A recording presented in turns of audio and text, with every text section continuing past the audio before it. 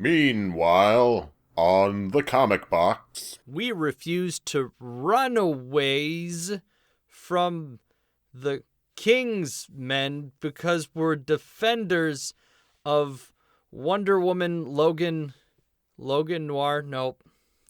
defenders of the Inhumans? Inhuman. No, I lost it. Kick it, Liam.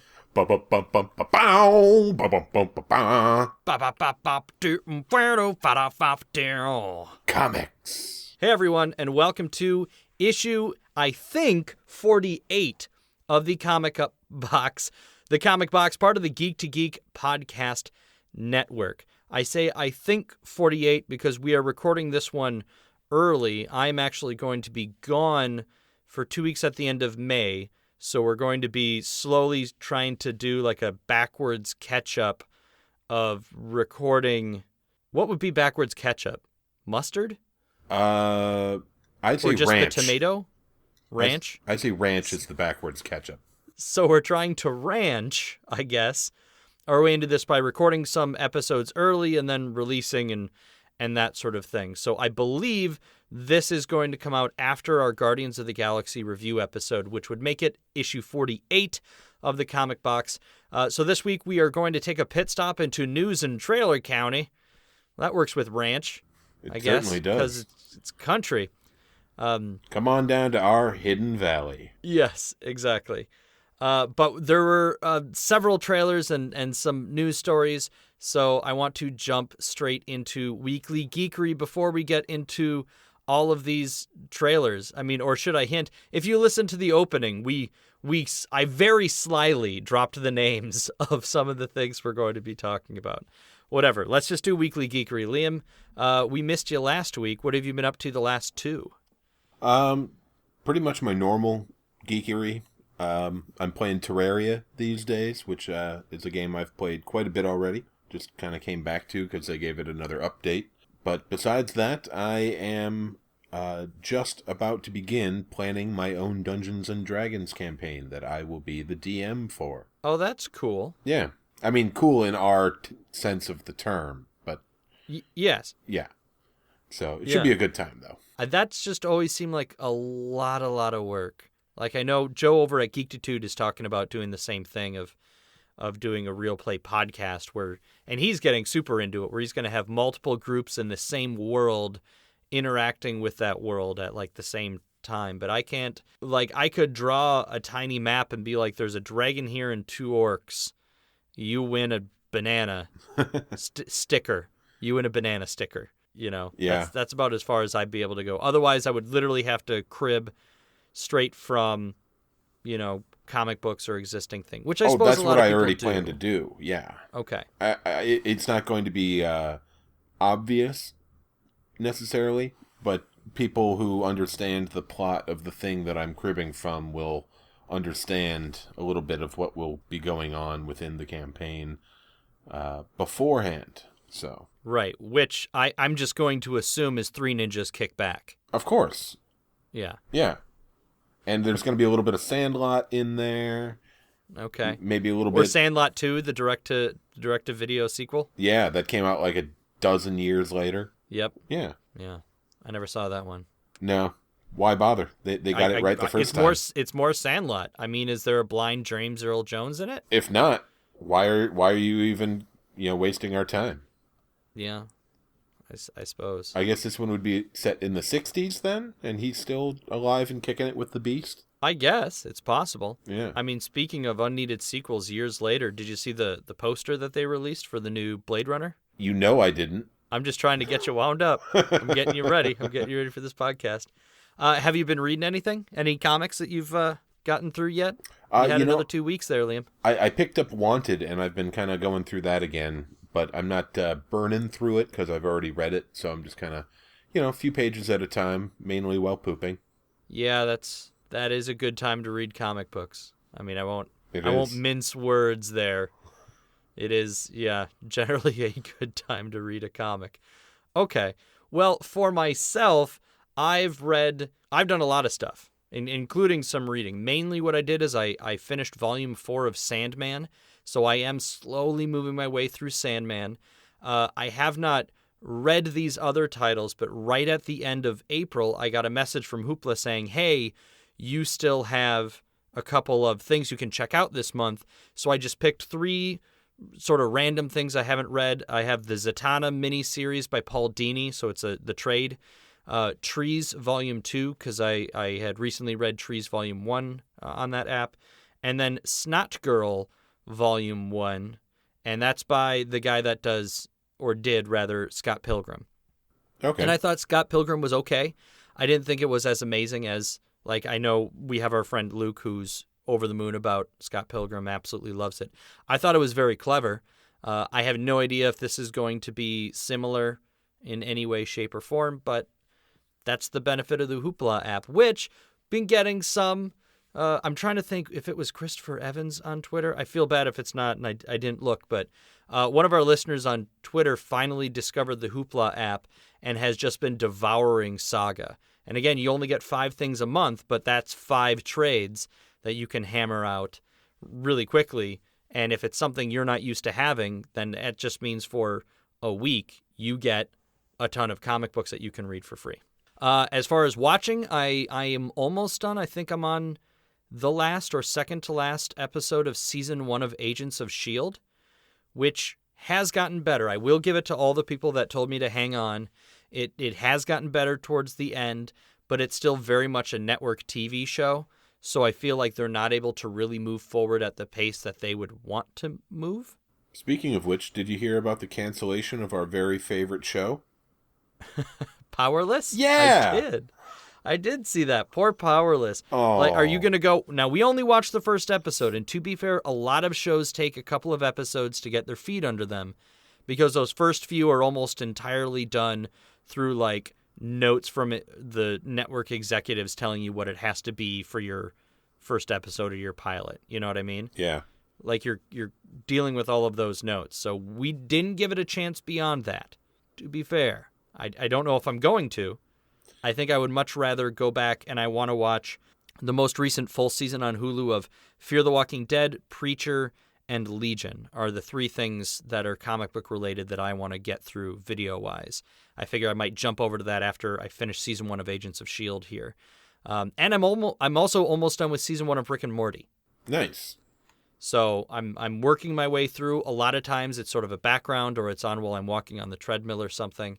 And it's fine. I still find the way they talk really annoying, but I'm getting used to it. I like the hairpin turns that the show will make.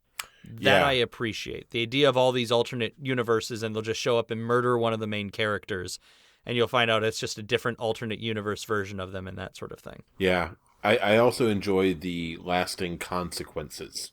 You know, it's not a show that just totally forgets about what happened in the episodes that, you know, led up to that point. Right, it's not a cartoon that resets every episode. Yeah, it's not a Family Guy where, hey, Lois, you remember that time that blah, blah, blah, blah, blah, blah, blah, blah? You know? Yeah, and then they're just back to the normal. Exactly. No, I'm with you there. Beyond that, I bought some new trades. I posted a picture up there on the Twitters. I got Justice League, it's Elseworlds Justice League Volume 1. And so normally Elseworlds would come in like these mini trades, and there might be like 2 of them or 3 of them that would complete an Elseworlds story. This one is a little bit thicker. It is not like omnibus sized because that's too big for me. I don't like those. So it's kind of in the middle. I'm trying to think, if you're reading Wanted, it's maybe 1.5 or maybe 2 times the size of Wanted. But I feel like Wanted was kind of thick, wasn't it? You know, it's like about a third of an inch. I mean, so it's not super thick, but yeah, it's like probably a good 12 or 13 issue. Okay. All right. So this one might be not quite twice that, but it's certainly not the omnibus volumes of like The Walking Dead that are like 5 times the size of a normal trade. Yeah, or like the Marvel Essentials. Yes, exactly. It's like half of one of those. But the idea is it collects several of these Elseworlds tales, and I'm a sucker for Elseworlds. Yeah, they're fun. Because it's, tell me a different story that contain the same archetypes of those characters. So they have like the Justice League and the Wild West thing, and there's a Batman Superman World's Finest that they call Elseworlds Finest, and it's like in a steampunk kind of universe, before steampunk really was a thing. And I actually own some of those already. I kind of bought it sight unseen, just thinking it would be ones I maybe didn't have. And I have a couple of them already on my shelf. But then that means I can give them away to somebody. Like, I can just give you these comics if you want them, and then I have the larger version that I get to hold on to. Yeah. And then I also did that with Young Justice Book 1. And kind of like when I got the Checkmate Book 1, I think it's maybe the way DC is going to start re-releasing old material.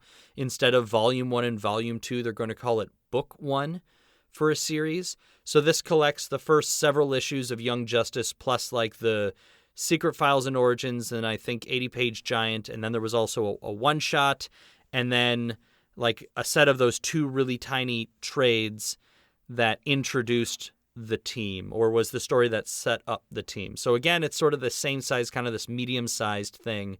And I have everything Young Justice in, floppies and regular comics in my comic box. But my comic box sits in the basement in the storage room where my trades sit on the shelf in the office, and I'm much more likely to grab one of those and say, take it with me on a plane when I go on vacation, that kind of thing. So I don't know that I'll fully swap all my loose comics to trades, but if they keep putting these out, and if I can keep getting them, at a discounted price the first week they're out or whatever, I might start to do that. I don't know. I feel like that's going to be a lot of money, but that's what I've been up to. And I guess depending on when this episode goes out, we will now be past Free Comic Book Day. And there's actually a Wizard World comic convention in town, Wizard World Minneapolis, which is the same weekend as Free Comic Book Days. And they ruffled some feathers there. So if we did either of these, and if we were together when we did any of these, we will definitely post some pictures. So you can go and look on our Twitter feed. That's at ComicBoxCast. And maybe on Facebook or something, too. If Liam and I go together to a comic book store for Free Comic Book Day, we'll be sure to take a stupid picture of us holding a bunch of comic books we got for free. Now, if we do that, I think we ought to wear one giant pair of pants where the middle leg contains one of each of our legs, and then we have to just walk in together. So I don't know if I understand you. If it's one giant pair of... You're saying it's a 3-legged pair of pants, then? It is. That fits both of us inside, but the middle leg is one that we share. But it's not a normal pair of pants because, then that doesn't make any sense. Yeah, maybe we will. I was thinking maybe I would, wear a normal comic book cosplay, go as, Jesse Custer from Preacher, or, my Punisher costume, or Dib from Invader Zim. Though I'd have to figure out the whole wig thing for that since I don't really have hair anymore. But in any case, look on Twitter, look on Facebook. If we went to either of these things, there will be blood. Lots evidence. Of blood. And blood. Otherwise, depending on the draw that your local comic book store gets on Free Comic Book Day, they might still have some comics available. So go if you did not get a chance to go. And there might still be a couple that they have left. So free comics is free comics, y'all. Get your swag on? I take it you agree with me? Of course I do. It's free comic books. Okay, wonderful. All right, let's get into some news then, shall we? With some ba-da-ba-ba-doo fountain news. Thanks. We're going to start with Marvel Comics news. Here's something fun. Marvel has joined Comixology's unlimited subscription service. So if you go on Comixology, that's the app and stuff that you can have on a tablet or a smartphone that lets you buy digital comic books. And they now have an unlimited subscription thing. And even though Marvel has Marvel Unlimited, now they have also added some of their comics to this unlimited subscription service. So it's not everything. It's not the same as the Marvel one, but they have a couple short runs that are mostly recent stuff. And then they have a handful of number 1 issues. So if you have Comixology Unlimited, you can now go and check out some number 1 issues of some Marvel stuff. I took a look at the list, and the ones I would suggest is there's the 2014 Black Widow run, which I think was written by Mark Waid, which was pretty good. And then they have issues 1 through 10 of All New Wolverine, which is the series where X-23 is now the new Wolverine. And then there's a handful of, like I said, number 1s on there. as far as what Marvel Comics is currently doing, they have this whole Secret Empire thing going on right now. That's sort of the fallout of Captain America being a secret Hydra agent. Whoa. And then They have a huge event going on in a comic book? a major comic book. That's What? right. Marvel is doing an event book, and immediately afterwards, they're doing more event stuff. No. And What? I know. It's ridiculous. And here's the thing, though. It's they have event books, but then they also just have like a banner thing where this is just the run of comics. Like they had if you remember the Heroic Age, which was the last time they tried to do a like back to basics comic book thing where everything was sort of returned to a status quo. Yeah. I think it's going to be like that, where I don't think it's going to have event books and tie-ins, but everything is going to have this banner on it that's Marvel Legacy. And my guess is, again, they're going to be, after this big Secret Empire shakeup, they're going to start returning things to status quo, where, like, currently in the comics, the Hulk is not around. He's dead, so they might bring the Hulk back. There's a different guy as the Hulk right now in the comics. Well, of course.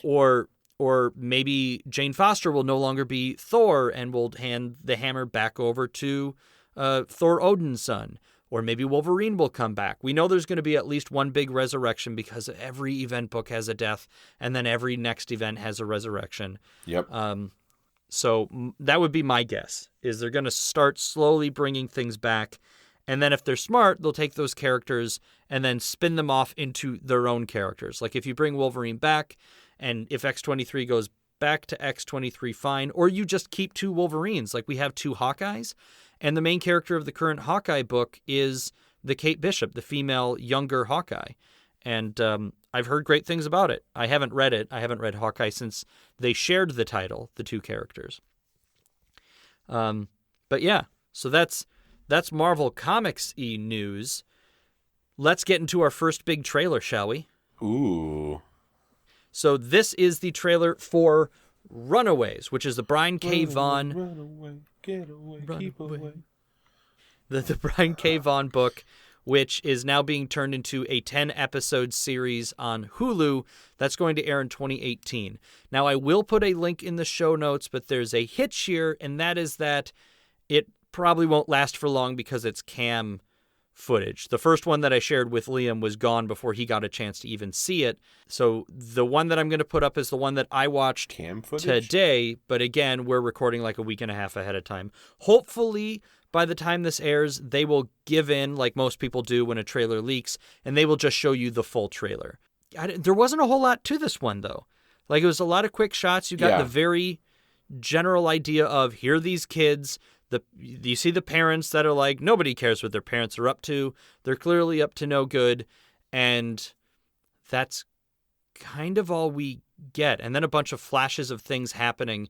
And the character who gives herself the nickname Lucy in the Sky, which isn't great. No. It's not a great code name. Terrible. At all. Oh, I'm trying to think what her actual name is in the book. Is it Katrina? I think so. Or it's something that starts with a K. And mostly they refer to each other by their real names in the comic. But it's her, it looks like, starting to discover her powers in like a club or something like that. Yeah, and they find the secret entrance to the, back room of their house, and yeah.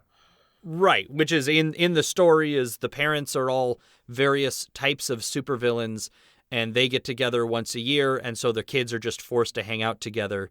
And during one of these times, they find a secret passage, and they're able to actually spy on what their parents are up to and realize that they're like doing a human sacrifice and stuff. And this is all in the trailer, so I'm not spoiling anything for you guys. But what did you think about it? Like, it was brief, but did it make you want to see it? Because you read the first few issues of Runaways as well, right? Yeah. If I didn't already know what the Runaways are, or I wouldn't have any interest in this by just seeing this trailer. It was so brief, and it was like just a jumble of footage that you didn't really know what you were looking at. So I guess it was fine, but yeah, again, not if I didn't already know what they were or what the whole story was going to be about, watching this wouldn't persuade me. And I think that was kind of the reaction of the audience as well. There was sort of like a smattering of applause. Yeah, it seemed like, and then some dude walked out on the stage. Right. Now, I'm guessing that was maybe just for network people or advertisers or something, because it seemed just like polite applause, where if that had been at a comic convention of any sort, I'm sure the response would have been massive. Oh, yeah. Just because it's Runaways. Like, they don't care that the trailer isn't really any good. You're like, oh, that's what that character looks like. Oh, that's, Yeah. Like, oh, we got to see so-and-so start to do this and that. Yeah. Yeah, exactly. Though, fun fact, and I put this in the outline here, in the prequel comic for the Doctor Strange movie, I believe there is the character of Nico Minoru, who is one of these runaways. She's the one that can use magic. She eventually gives herself the name Sister Grimm because that was just her online handle.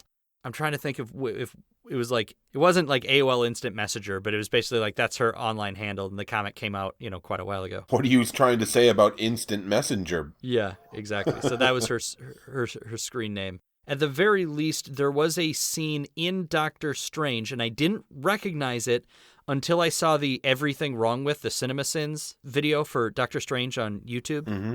Is I realized that when they're all gathering their various weapons, one of them is a female who picks up the Staff of One, which is the long staff with the big circle at the top, which is the weapon that Nico uses to do her magic. Okay. So I'll be curious to see how they do it. And I think we talked about this briefly before, where in the comic, it's actually through self-harm that she is able to access her power, because the staff somehow merges with her, and it's only when she bleeds that the staff comes out and then she can do magic. So sometimes that she gets hurt by somebody else, but other times she will actually injure herself in order to use it. And the fact that she's a goth girl that engages in self-harm, I wouldn't be surprised if they don't include that, just so that they're not seen as promoting self-harm in some way. Maybe they should promote self-pleasure. Yeah, maybe they should, Liam.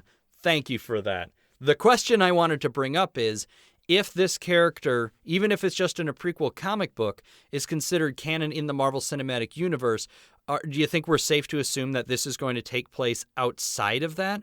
Or is this going to be another like Netflix, sort of like piece to the Marvel Cinematic Universe? That's a good question. Thank you. Because it could just be one of those like Scarlet Witch situations where, everybody wants to get their version of the character. But yeah, I don't know. If it seems like the cinematic universe is the more important universe. But right. I think the better universe so far has been the Netflix TV show universe. But technically that is part of the MCU because they refer to the incident. The incident in New York. Yeah. Exactly. Though I don't know if Cloak and Dagger is going to have anything to do with the MCU either. And I'm totally cool with this. Like, I like the idea of some of these shows not necessarily, having something to do. I don't know if I agree with the way DC is doing it, where their TV shows and their movies are separate, but they have the exact same characters. Yep. Like, as though they only have 5 characters to work with, kind of thing. Like, they don't realize the wealth where Marvel is going for it. And they're like, yeah, Doctor Strange, whatever. Cloak and Dagger, you never even... I want them to turn around, and I hope we get a Dazzler TV show at some point, because I think it'd be amazing. Yeah. Especially if it was a period piece set in the 80s. I was going to say, yes, put it in the 80s, or the late 70s, rather, so it's the roller disco. If it was like a Stranger Things situation where it just totally felt like that decade, that would be so great. Yeah. I would Are watch you listening, every Marvel? moment. Do it. Do it. So while we're talking about Netflix stuff, though... My name is Dazzler. Woo. Let's talk the Defenders trailer. There was a short clip that was just a shot of all of them together in an elevator, and then like Jessica Jones or somebody breaks the camera. And they had that as sort of a teaser letting you know that something was coming. And then we finally got this full trailer. Link in the show notes, quick breakdown if you haven't seen it. It starts with Misty Knight interrogating Jessica Jones, who's, chained to the interrogation room table. And then Matt Murdock shows up and surprises both of them, claiming he's Jessica Jones' attorney, when clearly she had no idea this was happening. We see Iron Fist meeting Luke Cage, and them having, a fight and wondering what's going on. They're surprised at each other's abilities. Night Nurse, Rosario Dawson's character, is sort of introducing them. You get Daredevil looking at his costume, but you never actually see him in his costume during this trailer, and that's something I want to talk about. We see that Elektra is back. I believe Colleen Wing is also back. You don't actually see the actress, but you see the back of somebody with the sword as they're walking in a door. The shot is focused on Danny Rand, Iron Fist. It's got the voice of Stick in the narration. Stick does show up as well. We get to see Stick in there. He seems to be sort of the unifying force where he's like, all right, let's get going. So I assume the Hand is going to be our villain here again. But we don't know. We see Sigourney Weaver, but we don't see her do anything. Yeah, we do. But we don't see her do anything. We don't need to. She is Sigourney Weaver. We just assume she'll play herself. Get away from her, you bitch! You know, somebody's got to do it. Yeah. And then, of course, you get sort of a teaser for a hallway scene where everyone is taking turns punching people. Yeah. Because these are all famous for their hallway scenes. And they're punching. And people punching each other. So I guess first, general thoughts on this trailer, and then I want to talk about this whole Daredevil situation. But What did you think? So previously, we had talked about this, and I kind of disparaged the idea, like, I don't really need to see it. Yeah. Having actually seen this trailer, I totally reversed that. I want to watch this. Oh, interesting. And now to preface, you have to refresh all of our memories of what of these Netflix shows you have actually seen. Daredevil. That's the only one I've watched all the way through. I've, part of Iron Fist, like the 7 episodes or whatever, and I still have to watch all of Power Fist or Power Man and Jessica Jones. Yes. Yeah. But I loved getting to see Danny Rand get punched in the face. That was really good. I enjoyed that. Okay. I enjoyed the humor when she's like, "You look stupid," and he's like, "Well, it's your scarf." Yeah, and he's got her scarf over his face because he's Daredevil. Right. Which I've always really liked his vigilante version of his outfit. So I don't need to see the Daredevil costume. You know, so I'm okay with that. Yeah. I enjoy it. It did sort of feel pretty natural to have these characters coming together. It didn't feel like it was really heavy-handed and like a real forced on kind of situation. Right. You didn't see all of them on screen together and be like, this doesn't fit. Yeah. Normally when you think about it, you're like, I'm not really sure how these would all come together. Now, yeah. I love Matt Murdock showing up to help Jessica Jones when she's being interrogated, because that is actually straight out of the original Jessica Jones comic book. Yeah. So when she's being interrogated during the show Jessica Jones, which you haven't seen, but I know some of our listeners have, that is when Matt Murdock shows up. And they do know one another. And they play off of that, because that's that point when Matt Murdock was trying to convince everyone he wasn't Daredevil, and Iron Fist was pretending to be Daredevil in his place. So there's all these jokes of Matt Murdock, "Oh, Daredevil. No, I'm not. Come on, you're Daredevil. No, I'm not." You know, yeah. And some good back and forth there. And then I believe Jessica Jones and Luke Cage work together as bodyguards for Matt Murdock or something along those lines. But I love the scene. I love the fact that it's Matt Murdock showing up to be Jessica Jones' lawyer, because that makes perfect sense within their universe, you know? Absolutely it does. Yeah. But why no Daredevil, do you think? Why do you think he's just walking in the suit? Is it just they got caught off guard and he's like, "Give me a scarf"? I sort of think that a part of it is in the Daredevil show, he had to earn his costume at the end. Mm-hmm. And his costume is clearly very costumey. And the other characters, they're not really going for a costume with those characters, you know? Right. Like, traditionally, the Power Man costume of, the big open shirt, yellow, with, the dark pants and the metal bands everywhere. I don't think they're going to try to do that at all. That's a very heavily stylized kind of thing. Sure. Not having finished Iron Fist, I don't know whether they give him the green and yellow, but I'd be surprised. Yeah. No, there's only in the flashback scenes you see that the gi that he wears is green and yellow. Yeah, so I think if they're going to go costume or not costume, they want to go all of one and not 3 people wearing street clothes and 1 person dressed like, Daredevil. I get that. He'd really stick out like a sore thumb. And because they sort of established Luke Cage's costume is the green and yellow hoodie, and Jessica Jones' costume is the gray scarf with the black leather jacket and jeans. You know what I mean? Yeah. Like Very in those, uptown. well, I guess if you haven't seen them, but the idea being that's just sort of what those characters return to, and they're sort of a take on what they wear in the comic books, you know, because Jessica Jones doesn't have a costume, and that image of the leather jacket and the scarf is right off the covers of the book. So I agree. I think that makes sense, and I'm curious to see if they stick to it. I'm more curious to see if we're going to see Patsy Walker show back up and use the little claw hand things that Rosario Dawson's character had, and we might actually get a bit of Hellcat, or if we'll get a glimmer of the Punisher anywhere. Mm-hmm. I know they're doing Punisher's own series that's sort of obviously in this universe, but, you know. Yeah. I'm looking forward to that, too. I'm curious to see how they're going to tie in some of these other things from these other shows, some of these other plot lines. Like, I feel like I need to go back and watch, like, the last episode of every single one of these shows just to get a handle on where everybody sort of finishes out. Yeah. Because we get a shot of Luke Cage in prison, because I believe that's how that ends, is I believe he gets arrested at the end of Luke Cage. Yeah. So obviously he's back, but I'm looking forward to it. And that's going to come out, is it August, I think? And I believe somebody said that it's only 8 episodes, because we were already talking about, I posted this on the subreddit. So, hey guys, if you want to talk more about this, we're already talking about it on the subreddit. And I believe somebody had mentioned that it's set to be 8 episodes, and I think that's perfect. August 18th. There you go.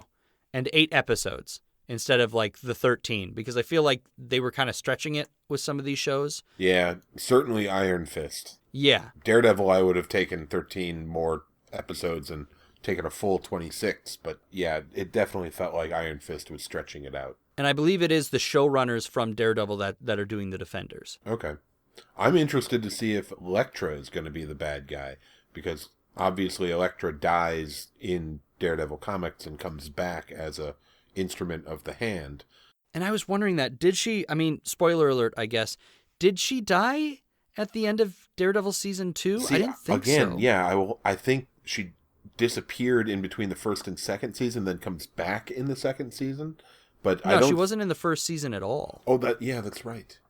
Well, yeah, within like their lore, she, disappeared before the events of the first season.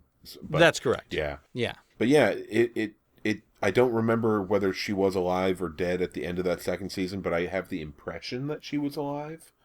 But yeah, but they show her doing the whole sarcophagus thing that just brings me back to the Elektra movie that I never saw, but I believe that's in like the trailers or something, isn't it? Well, man, that movie was bad. You know what? Let's not get into it.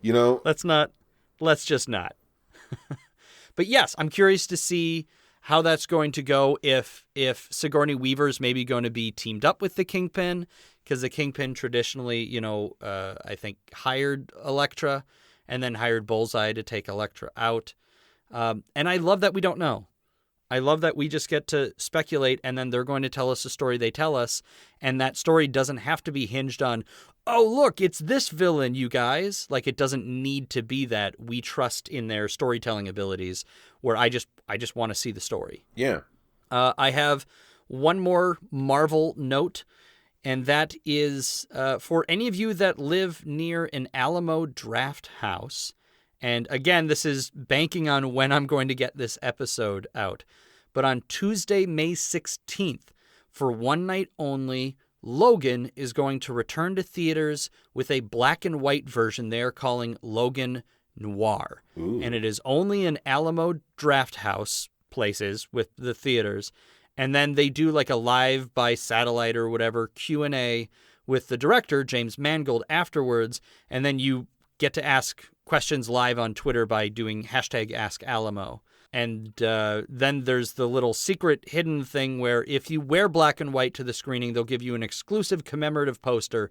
Though my guess is they'll have a stack of posters and they'll probably just give it out to whoever. I don't know that you actually need to dress up, but why not? The question is Logan worth going to the theater again to see in black and white, where everything looks like a flashback scene? I would see it, personally. Yeah? Because otherwise, if you're not next to an Alamo Draft House, wait for the movie to come out and then turn the saturation all the way down on your television. Well, what fun is that? I don't know.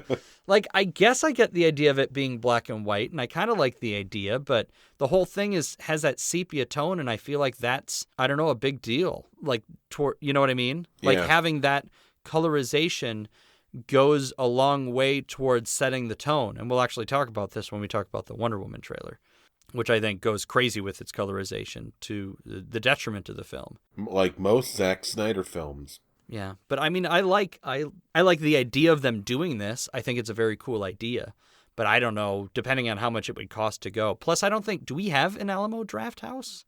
I am here? uncertain of that. I have not ever seen one listed when I've been looking for movie times. So maybe we'll just do that. We'll get the movie on Blu-ray or DVD or whatever, and just put the TV to black and white. And drink heavily. I mean, we'll have to. Well, to really simulate the experience. Yeah. Yeah. Yeah. And maybe just cooked fried food, even if we're not eating it, just to have the smell in the air. There you go. Any other last thoughts on the Logan Noir before we move on? I guess no. Okay. Well, then we will be right back with more DC stuff after this. I'm Void. And I'm Beej. And together, we're the Geek to Geek podcast. Well, we make it. It is kind of us, but I guess it's separate. Every week, we pick a topic from geek or digital culture and chat about it for a while. And you're invited. We talk about books and movies, games, comics, the internet. Or really whatever we feel like. Yeah, that too. So look for the Geek to Geek podcast on iTunes. Or wherever your podcasts are sold. Or downloaded. Or whatever. And we're back. You're just as shocked that we're back? I'm overgasped. I'm sorry. You are breathe in and out. In and out. Okay. Wonderful. Okay. So while we're at it, now we're coming out of the commercial break. This show is part of the Geek to Geek podcast network, and we appreciate reviews and star ratings on iTunes. We were not able to meet our goal for this month, so we are not going to be able to do that bonus episode, that comic box by night thing. But come June, I think Liam and I will come up with something else, and we'll try and do another push to get some more star ratings and reviews, because we don't pay to advertise. None of our shows pay money to advertise. So word of mouth and people giving us star ratings and reviews and subscribing to our shows. You know how I advertise? I put messages in a bottle. That is highly ineffective and also littering. Well, I mean, where do you put the bottle? in the recycling. Where else would you put a used bottle? You're just hoping that the people working at the recycling plant will see the message in the bottle, read it, and be like, I'm just working at this recycling plant. I can listen to a podcast while I do this. Yeah. That's good. That's very targeted advertising, Liam. Mm-hmm. Well played. Thank you. Anyway, if you like our show, please subscribe and tell a friend. That's all. Let's get into some DC news. So first, I have... Okay, thank you. I have some comic stuff again, and that is that I think sort of like what Marvel is going to be doing with this Marvel Legacy thing is DC is sort of cleaning up their continuity, specifically in Flash and Superman, or maybe it's Action Comics, whatever, the Superman titles right now, is they're slowly cleaning up their continuity and saying, here's what we're going to say is canon now, and here's what isn't, and... because you have characters that are dealing with sort of where did the New 52 come from and this sort of post-Flashpoint universe. Is Dr. Manhattan from Watchmen responsible? Last week, I think it was, or the week before, we were talking about how the pre-Flashpoint Superman merged with the New 52 Superman so they could combine stories. So they're trying to do some house cleaning. And instead of doing it in a giant event book where they rewrite all of history again, because they've done that like 3 times now in the last decade. They're, I think, trying to do it a little more gently. So there's articles and stuff online that clear it up. I'm not going to get into the details here, but I think that's a move in the right direction. It can only help. I have no idea what the current continuity in DC comic books is. And that's my preferred major comic book distributor. Yeah. And, I mean, the benefit for us is Green Lantern, wholly unchanged. Like only very, very small differences, and they're mentioned more as asides. In general, it's assumed that the entirety of the Green Lantern mythos is exactly what it always was. Good. With the exception that maybe the timeline is shortened a bit, and that Kyle Rayner was actually chosen purposefully rather than by chance. And they don't mention Guy Gardner Warrior. That is a definite smart move. Yeah. Oh, yeah. man. You know, so, and all the different Guardians coming and going, and they're in the universe and they're not in the universe. And I don't think they bring up Mosaic, which is when Jon Stewart had the planet made up of all these other civilizations that had been doomed, and he was trying to save them all together. I don't know that they've mentioned that since doing the reboot, but they've mentioned Kyle Rayner being the sole Green Lantern. Obviously, Parallax and all that is involved. And then all the stuff that was going on right before they rebooted with like the Sinestro Corps War and all of that stuff, Brightest Day, Blackest Night, that's all still considered canon. So it's easy to be a Green Lantern fan in that sense. Not easy to be a Superman fan for Not a super lot easy. of reasons. Though I've heard that Dan Jurgens is killing it.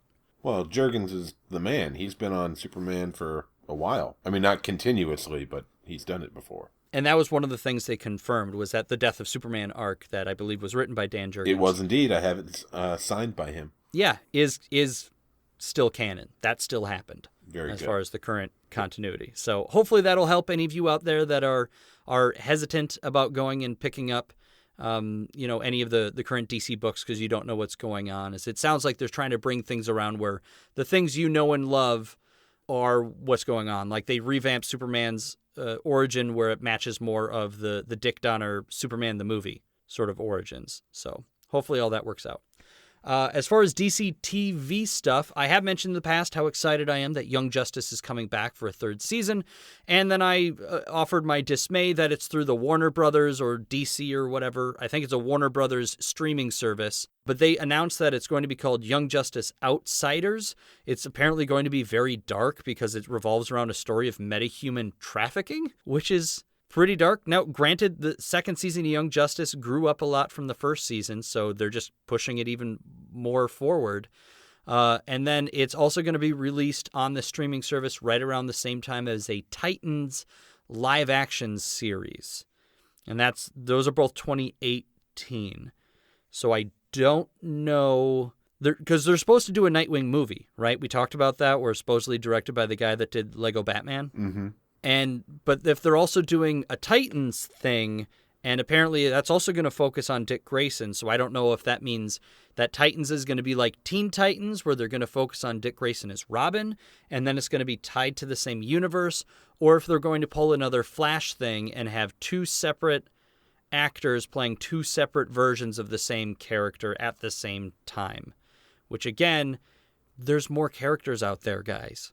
Come on. You know, they had to start with the Teen Titans Go cartoon, I guess, and then from there they're like, people like Titans now, so it's always Titans, and we're going to keep coming back to the same thing. And it's like, guys, you don't always need to do the same stuff. I don't know. All I hope is that for this live action series, they do a very small number of episodes, make it like a really good looking web series, you know, that kind of budget and a very tight storyline, and that could actually be good, I guess. I'm not a real Titans fan. Are you? Like, you're a DC guy.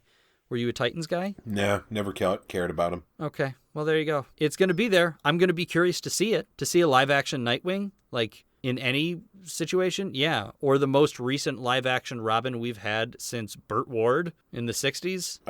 Excuse me. You're forgetting about Joseph Gordon-Levitt. Am I, though? I don't know that I'm... I guess they say his real name is Robin. Yeah. Okay. So all don't right. you I didn't want to forget give it to you. I did think of that, but I didn't want to consider it because it's not somebody in the Robin costume. And we don't know what they're going to do. If they make him look like the super plasticky stuff that they do on some of these other DC TV shows, again, we'll see. Thoughts? Because have you watched all of Young Justice? No. I saw some of it, but yeah, it wasn't something that I ever really made time in my life to really carve it out. I'm familiar with the characters, you know, but not a huge Titans fan, so I can't really say that I've watched it comprehensively. Okay. Well, they have both seasons on Netflix, which was sort of the recent resurgence of people really wanting the show to come back, is because they finally got to see it all. Season 1 takes a bit of work because it feels very sort of formulaic, but you have to get through it because it lays the seeds for what they do in Season 2. And Season 2 is like a 5-year jump. And suddenly the team is like 3 times the size. There's all these other characters. And they don't bother giving you origin stories for anybody. It's like, here's the character. You'll see what they can do and learn about them as the show goes on. Let's get moving. And I really like that. I like that they move at such a fast pace, that we don't need to take the time to get to know everybody. It's okay just to know that Wonder Girl is there, and you can see she flies and has her own lasso and maybe is a little inexperienced. Like, good enough. So I suggest it. I suggest it to everybody out there. I'm a fan of the comic book that inspired, we'll say, the show. They're certainly not clones of one another, but there were some elements they pulled into the show. And then I think the show is really good as well. DC Movies, that's our other trailer, which is the new Wonder Woman trailer, which you'll find online listed as Official Origin Trailer. There's not a whole lot of new info. It shows Hippolyta as Wonder Woman's mom, showing her a sword, which I thought was interesting, rather than a lasso and bracers, as like only the worthy are able to use it or something. And so that's where she gets her sword from, and then shows her being trained harder than everybody else, and they're like, she must never know what she really is, which leads me to believe they're going to go with the whole Daughter of Zeus origin, I'm thinking, the New 52 origin for Wonder Woman. Okay. And then beyond that, it looks very over-colorized. It's either extremely blue or they drop a lot of the other colors, but then her costume gets super saturated as far as colors go. And then stuff looks really green screeny. Because I put this up on my TV. I pulled up the YouTube app so I could see it big. And I'm just hoping I can get past that. It kind of has that, like, Sucker Punch, very, Snyder-y kind of. I'm sorry, my girlfriend and I tried to watch that this weekend, and we made it maybe 20 minutes, half an hour before we both could not stomach anymore. Interesting. Okay. It was awful. I got a buddy who just shared on Facebook a video that's a video essay about how that movie is actually underappreciated for what it accomplishes. And I think it's the idea of you have to see it as a completely different piece of cinema than you would a standard like Hollywood movie. Like, clearly the point of that movie was to make really cool visuals, and that's it, because the plot is basically non-existent. Yep. So it's just meant to be like, what can we pull off with CG and make look as cool as possible? Because it's true. I mean, there's parts of that certainly looks cool. It's just in this day and age, we're used to seeing great special effects on YouTube, by YouTube creators. And so to us, it's not good enough, I guess, to be considered a movie. Does that make sense? Yeah, but still, I mean, if you watched the movie with the sound off, it's still a pretty bad movie. Yeah, okay. So that said then, since you've recently reacquainted yourself with his films, they do and slow-mo he did not direct versions this. of the Pixies music. Spoken word version, okay? Spoken word version of the Pixies. Where is my mind? Where is my... William Shatner has a freaking copyright. He owns the art of the spoken word. You do not get to do that, Zack Snyder. I'm trying to be a fan of yours, and here you are crapping in my mouth. Your eyes, really. Yeah. All over my face. Just... And liquidy, so it just gets everywhere. No, God, stop it. So the Wonder Woman trailer, and we need to keep in mind, this film is not directed by Zack Snyder. I would say Scott Snyder. Scott Snyder's the guy who writes Batman and does a really good job. We like him. That's the Snyder we like. Put him in charge. So what did you think of the Wonder Woman trailer then? Because it certainly has a similar visual style, because I think that's how they're doing that universe. The same way that the Marvel movies are very bright and colorful, is they're trying to do a more drab sort of color palette. Is that itself alone to turn it off, or were there other things you liked about this trailer? Admittedly, I did not see the most recent of the Wonder Woman trailers. Oh, okay. You didn't get to it. No, I did not. But you've seen the other ones. Yes. Okay. You know, like I said, I try to like Zack Snyder, but I do get a little tired of the color saturation. And Okay. it is very predominant. You know, I understand wanting to put a visual signature on some of your work, but it doesn't need to be this. Not like this. Not like this. I like that. That's nice. That's a Switch Yep. reference from The Matrix. Very nice pull. And I agree. Like, there was a day and age where color correction wasn't even really that much of a thing. But once we started editing things digitally and people weren't shooting on film, they were shooting digitally as well, which meant they didn't have the richness of blacks and that sort of thing. Color grading became such a huge, massive part of movie making. And sometimes you can just take it too far. I do it myself sometimes. If I'm trying to edit a picture in Photoshop, like I'm going to print off a photo I took to put on the wall or something like that, I want to try and up the colors a little bit. And you can do it and be like, yeah, that looks really good. And then you want to compare it to the original, or you come back to it a few minutes later and you realize just how much you overdid it. And there are just a couple of shots in here where like everything is desaturated, but her uniform is so blue and red, but it's still like that, not quite, it's not a bright, it's just a very saturated blue and red. Yeah. But I am still on board, if only to see Wonder Woman on the World War I battlefield, where she is just knocking bombs aside and taking heavy machine gun fire with her shield. I think that does sound and look like it will be really cool. Yeah. Yeah. So I hope the movie is good. I hope they don't downplay a woman doing these things, because I feel like that's inevitably going to happen because it's set in, the teens, the 19 teens. Mm-hmm. How are we supposed to say that? Is it just the 19 teens? The 19 teens? The 9 teens. The 9 teens. Very nice. So still looking forward to Wonder Woman, and we are going to do, this is going to be while I'm gone, so this will also be pre-recorded, but I am going to do a Wonder Woman prep episode. Even though we all kind of know who Wonder Woman is, I'm going to dig a little bit deeper into this idea that if she is a demigod, the daughter of Zeus, and some of these other things that might pop up in this movie, and I'll do some speculation as well. And that's going to be fun, because I don't know for sure, but right now I think I'm actually going to be doing that episode with the wife, and that is going to also be our 1-year celebration episode. Celebrate good time. Because I looked at the date of when that's going to come out. It's a celebration tonight. And it was the end of May when I put out the very first episode of the Comic Box. So we'll chat a little bit about what the past year has been like with me, running off or recording late at night and then saying, nope, I can't do anything this weekend. I have to edit the podcast, or I have to go see this movie right now, and that sort of thing. And what it's like to be a podcast widow, if you will. So that'll be in, I'm having so much trouble with dates, 2 weeks from when this comes out, I believe.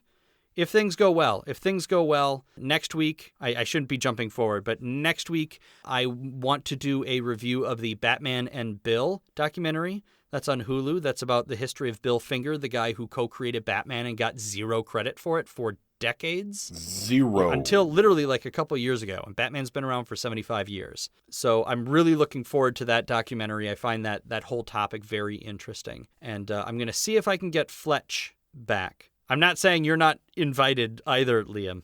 But as Fletch is potentially secretly Batman, I know this is something that he's done a lot of research and reading on as well. So hopefully that will be very good. I'm going to move into our last little thing here with the indie comics. Great news, everybody. And by everybody, I mean me. Quantum and Woody are coming back. Valiant keeps putting out all these books, and they're getting all these accolades and stuff, and Eisner Award nominations, which we'll talk about in just a second. But they're bringing back a Quantum and Woody comic, and not just that, but it's written by one of the writers for Colbert right now. And that has me excited, because I hope it's that sort of, kind of that sense of humor, very tongue-in-cheek, very silly, because that matches the tone of the books that have come before. And apparently they're also going to be trying to make a TV show at some point of Quantum and Woody, which if you have read the most recent run, the 2014, I think, run of Quantum and Woody, rather than the one that started back in the 90s, the original run, this relaunch, they almost break the fourth wall to talk about how good of a TV show it would make. So it's sort of tailor-made for that sort of thing. And I know you still haven't read any of Quantum and Woody yet. What's Woody? Yeah, so that's going to need to happen. I'm not taking advantage of any of those. I don't care if you're giving me an open net, because I know you're just trying to get me to set up you for an even worse joke. Not doing it, Liam. You're not doing the Woody? All right. Eisner Award nominations. I have a big list, and I made a list of the ones that we have mentioned here. I'm just going to say this. Link in the show notes. Some of the ones that stand out that we've talked about on this show before is The Mighty Thor, Paper Girls, Saga, Vision, and Wonder Woman as well got one for best coloring.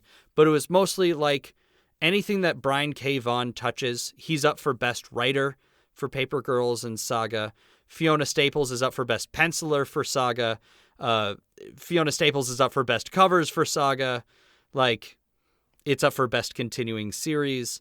So, yeah, these are, when we talk about Saga being really good, if you are an adult or can handle adult material, go read Sagas. Paper Girls is also very interesting. It kind of has a Stranger Things feel to it, in that it starts in the 80s, and then they sort of are jumping back and forth through time and different dimensions and stuff like that. But they're quintessentially 80s characters, kids. And then Jeff Lemire is also up for Best Writer for Descender, which I recently finished Volume 2 of the other week via the Hoopla app. So good luck to all the people that are out there that are writing and drawing and inking and coloring and lettering the comics that we love on this show. I don't know. Do you have the outline open in front of you? Have you read anything that I have on that list? I have not. I've looked at Saga, but I have not read Saga. I think it's one that you would dig. And Unbeatable Squirrel Girl is also up for Best Publication for Teens. And I know that Dr. Ray is a big fan of that as well. I have yet to get to it. I did read a good chunk of Spider-Gwen. I got a hold of some of those on Hoopla, and I was able to read some Spider-Gwen, but I have not gotten into Squirrel Girl yet. So I think that might be something that I pick up this month if I can find it on Hoopla. Otherwise, I might go to the library or so. Or I guess I could give them some money. I'm always bad at buying a new comic sight unseen unless it's like an image book for some reason. Like when it comes to the stuff that's in the big two, I always worry that I'm going to pick it up and it'll be interesting and then it's going to come crashing down because there's an event comic that it ties into and that sort of thing. But link in the show notes if you want to go see who are up for the Eisners. These are, I suppose I should explain, the Eisner Awards, named after Will Eisner, famous comic book writer and artist, the creator of The Spirit, one of the sort of first comic book superheroes. And these are awards that are given out to the comic book industry. So think the Oscars, think the Emmys, think the Grammys to a much less extent, but for comic books. Hooray, comic books. Hurrah! So poll list. Now, this one is kind of tough because, like I said, my hope is to do Batman and Bill, which is on Hulu, this documentary. So if you have Hulu, I would say make that your poll list for next week. Otherwise, you can go and watch the trailers that we have in the show notes and come talk to us about it on subreddit. For me, I have, like I said, Trees, Snot Girl, and Zatanna that I will be reading, but I don't know that I want to assign a specific reading since I'm not exactly sure if we'll get Batman and Bill as the episode for next week. What are you going to be reading, Liam? And now keep in mind, from the date we're recording this, you will have anywhere from a week to maybe 2, I guess. I'm trying to look at the date to read. So what are you planning on reading this week? Okay. So usually I say I'm going to read a bunch of things. This time I'm going to say I'm going to read 5 more pages of Wanted while pooping and then nothing else. So that if I do more, I've really knocked it out of the park. Just absolutely destroyed all of our expectations. Exactly. Okay, great. Why don't you pull us into the end of the show there, Liam? Bum, bum, bum, bum, bum. Ba, bum, bum, bum, bum, bum. Ba bum bum bum bum bum. End of the show. Yeah, there you go. That is it. We are closing the comic box. Thank you guys so much for joining us. As a reminder, star ratings and reviews on iTunes or wherever you listen. And iTunes is stupid, so you have to literally go to iTunes and search the comic box and then hit the comic box and then click the reviews tab. But if you could do that for us, we would greatly, greatly appreciate it. If you want info on all the other shows, you can head to geektogeekcast.net. Find out about all the other shows on the Geek to Geek Podcast Network. You can also sign up for an email newsletter, I think. I know Beej has been working on the website, but you should be able to sign up both for email updates whenever a new show comes out. Otherwise, or a new episode rather, comes out. Otherwise, we are hopefully going to be putting out some original email content soon.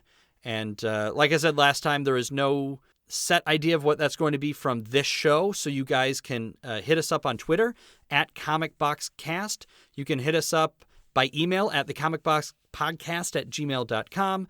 Come talk to us on the subreddit, which is /r/geektogeekcast. I'm on Twitter personally as at Nobi. Liam is on Facebook. I'll throw a link up. You can get to us and tell us what kind of content you would like that is aside from the show. My thought is maybe we can do some reviews of our weekly comic book reading, kind of like I used to do.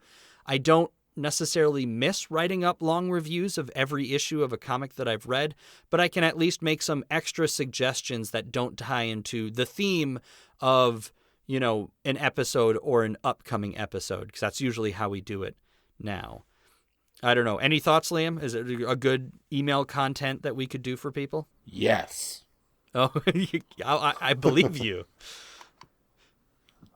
Yeah. I just said yes. I wasn't listening. Oh.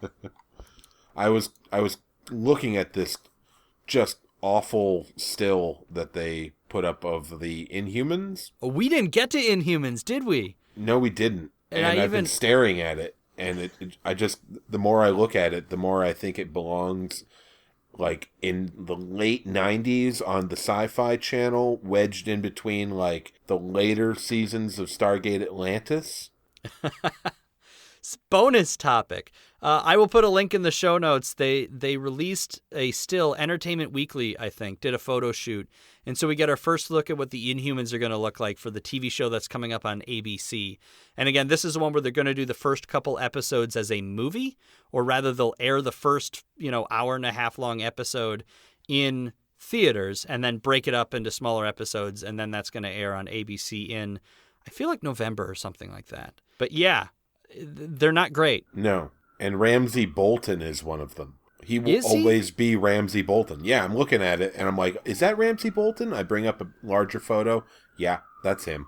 He must be playing Maximus. I'm actually okay with that. He's sort of the evil brother. He's the Loki to Black Bolt's Thor. Then that would make sense. But yeah. I don't like seeing Black Bolt's face. I don't need it. Well, I don't need some strong, square-jawed white guy with brown hair staring me in the face. Cover that head up. He kind of looks like he doesn't have the tuning fork on his head. No. And I'm sorry, but my understanding is Black Bolt has that coming out of his head. That's not a thing on his mask. Exactly. Yeah. Exactly. He looks like he's angrily cutting a fart, and Medusa behind him is just doing her best not to breathe. Yep. She's kind of got that face. But her eyes are squinting, like she's like, oh man, this is really just terrible. Trying not to let her eyes water. It's just that bad. And she's kind of like pinching one hand with the other hand, so you can see that she's like, just wincing with it. Yeah. She's just very tense. Yeah. Oh, and I also teased Kingsman in the open too, didn't I? Shoot. You did. There was a new trailer out for the sequel to Kingsman. I haven't read it, and I haven't seen the first movie. I liked the first movie, but I haven't read it, so yeah. Okay. Yeah. So that's out too. Sorry, guys. That's a thing. All right. Well, Liam, thank you for joining me once again. Of course. Thank you for having me. And we will see you guys next time. Bye-bye. Oh, I was going to do music. Are you okay? I was just saying bye-bye to be polite. Thanks for stopping by. Yeah. That's fine. You can say goodbye. Whatever. Gall. I bet you would be a lot nicer with the tuning fork coming out of your head. Yeah, instead of out of my butt.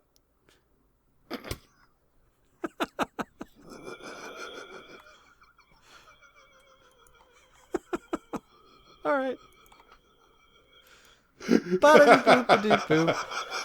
We'll see you guys next week. Bye.